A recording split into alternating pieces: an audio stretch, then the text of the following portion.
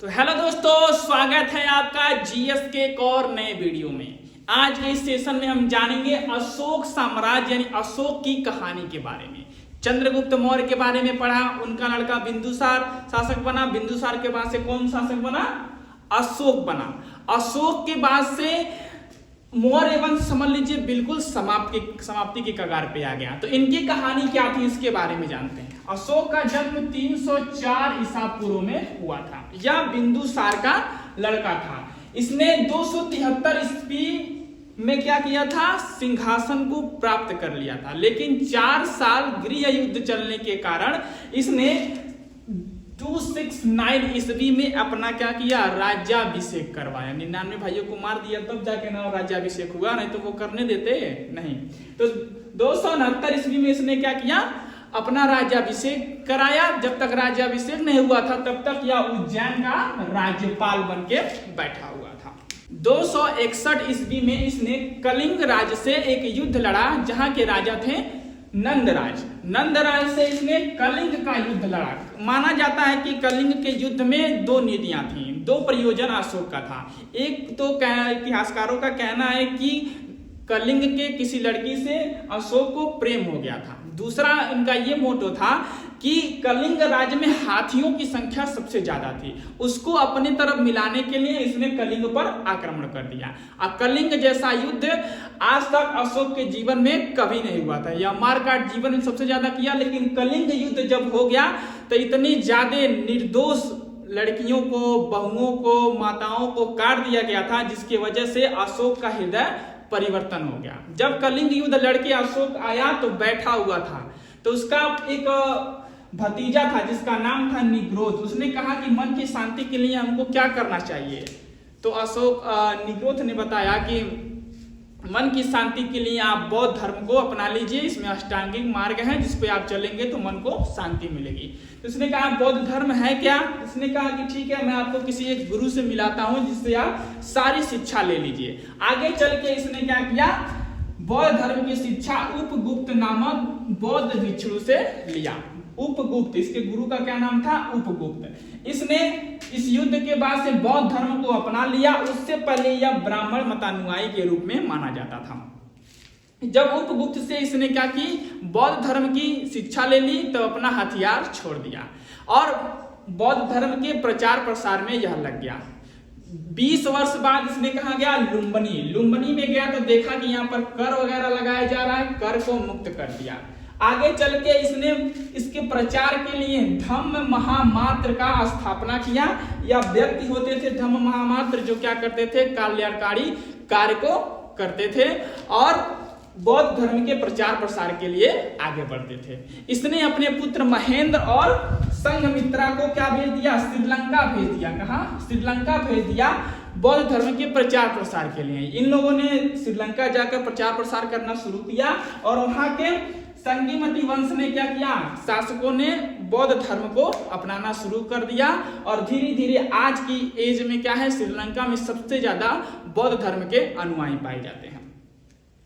आगे चल के इनके शासनकाल में, अशोक के शासनकाल में तीसरी बौद्ध संहिता कराई गई। कहां पर? पाटलिपुत्रा में। उससे पहले जब बौद्ध धर्म का अनुयायी हो गया, हथियार डाल दिया, तो इसके डर की वजह से बहुत लोग जहां प्रचार करने जाता था वो लोग उस धर्म को अपना लेते थे। क्यों? क्योंकि इसका खौफ इतना था, जो नहीं बात मानता था ये उसको तुरंत काट उड़ देता था। लेकिन यह हथियार छोड़ चुका था, लेकिन यह प्रचार करने जाए लोग माने ना, तो ये कहीं ख्याल दिल में आता था कि हाथों ने क्या कर दिया? हथियार छोड़ा है, चलाना नहीं भूला, कहीं हथियार उठा लिया अशोक तो फिर काट उड़ देगा। उससे अच्छा है क्या किया जाए? बौद्ध धर्म को अपनाया जाए। तो इसने क्या किया? बौद्ध धर्म को ब्रॉड लेवल पर प्रचार प्रसार करवाया और सबसे ज्यादा लोगों को बौद्ध धर्म में जोड़ने का कार्य किसने किया है? अशोक ने किया है। आगे चल के ईरान के शासक डेरियस, ईरान का शासक था डेरियस, जो हकमनी वंश का राजा था। हकमनी वंश के राजा था। इन्होंने उससे एक प्रेरणा ली, अभिलेखों को लिखवाना। किसको लिखवाना? अभिलेख को लिखवाना। तो अभिलेख लिखवाना या शुरू कर दिया। अभिलेख क्या होता है? दीवार पे लिख दीजिए, किसी पत्थर पर कुछ लिख के टांग दीजिए, वो क्या हो गया? अभिलेख हो गया। किसी पिलर पे लिख दीजिए किसी चीज को, वो स्तंभ हो गया। इस प्रकार के सारी चीजों की जानकारियां अशोक ने उनसे लिया और भारत में 14 शिलालेखों को लिखवाया है। कितना? 14 शिलालेखों को अशोक ने अपने ग्रंथों में लिखवाया है। इसमें धम्म बहुत बड़ा योगदान रोल निभाता है। धम्म का मतलब होता है किसी की भी सहायता करना, या अपने कल्याणकारी विभाग जो ये था धम्म महामात्र, इसमें इसने क्या किया था, लोगों को नियुक्त किया था जो किसी भी प्रजा को अपने उनके धर्म के बारे में बताएंगे, और जो इच्छुक होगा वो बौद्ध धर्म को अपनाएगा, जो इच्छुक नहीं होगा वो ना अपनाए, उससे कोई दिक्कत इनको नहीं थी। लेकिन ये इसका मानना ये था कि हमारा स्वतः का धर्म बौद्ध है, लेकिन मैं किसी को प्रेरित नहीं करूंगा, ज्यादा जोर नहीं दूंगा कि क्या करो तुम भी इस धर्म को अपनाओ, प्रजा हमारी है, प्रजा के जो मन करेगा, जिस धर्म को मन करेगा उस धर्म को वो अपनाएंगे। आगे चल के अशोक ने 14 क्या किया, शिलालेखों को लिखवाया है, जिसकी चर्चा हम लोग अभी आगे करेंगे। तो एक बार इसको हम लोग रिपीट कर लेते हैं।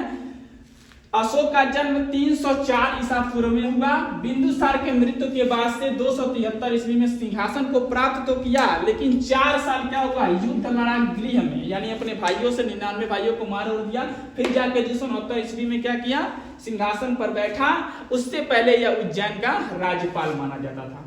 261 ईस्वी में कलिंग से युद्ध लड़ा, जिसके राजा कौन थे, नंदराज। 2 कहानियां मानी जाती हैं, एक तो कलिंग किसी लड़की से इनको प्रेम हो गया था, उनको पाने के चक्कर में। दूसरा ये माना जाता है कि वहां पे हाथियों की संख्या ज्यादा थी, जिसकी वजह से कलिंग पर इसने आक्रमण किया। कलिंग युद्ध के बाद से अशोक का हृदय परिवर्तन हो गया, क्योंकि इतनी ज्यादा निर्दोष लोगों की हत्या कर दी गई थी, जिसकी वजह से इसने बौद्ध धर्म को अपना लिया। बौद्ध धर्म की प्रेरणा इसे निग्रोध से मिली, लेकिन इसके गुरु कौन थे, उपगुप्त थे इसके गुरु।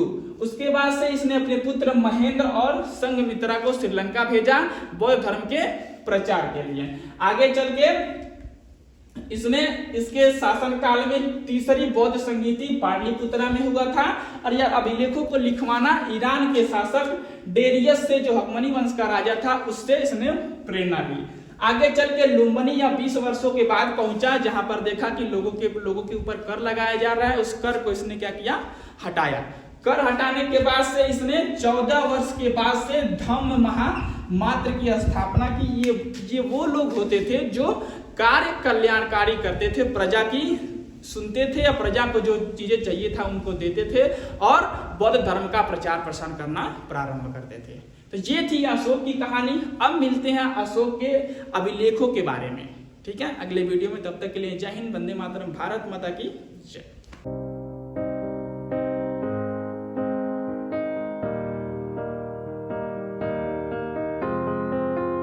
I will run, I will